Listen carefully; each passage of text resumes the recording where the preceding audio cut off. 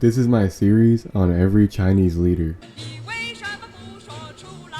It is not worth it to sacrifice the interest of the country for the sake of my son. Welcome to our first episode. We're starting with Chiang Shek, Generalissimo. When he was born, he was just a baby. His parents were salt merchants. He studied in Japan, that's where he became a nationalist, although he cut off his Chiang hair before going to Japan. It was more of a longing for China that turned him into a nationalist. And he really believed in nationalism. I don't think he was like faking it. It's hilarious learning about his early military career because of his infamous temper.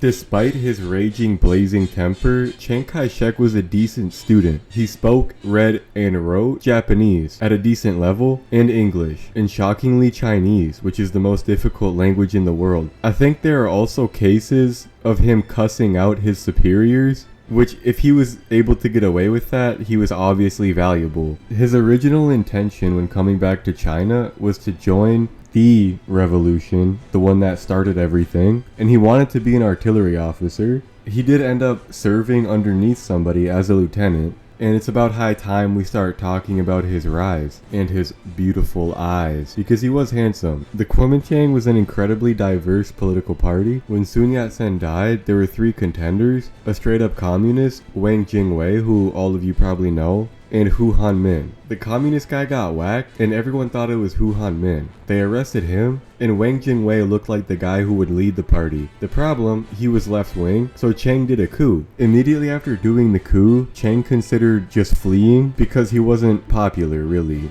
He was a military guy. Instead of that, he decided to do martial law. A big part of the reason he's able to pull this off is just because of the earlier mentioned chaos. Immediately after doing the coup, he did the Northern Expedition, which was planned for a while, and it probably pissed him off that no one had done it yet. It turned out to be a huge success, and he united China, where it was obvious who was on top, but China was still divided amongst warlords. And that's basically where we start in Hoi4. Obviously there's a lot more, but this is a short. The quote at the beginning of the video is when the Soviets tried to hold his son hostage and then gave him some demands, and he didn't listen. When you consider how tyrannical Chiang was, how excited he was to engage in violence, so it's either he loved China more than his son, or he didn't care about his son.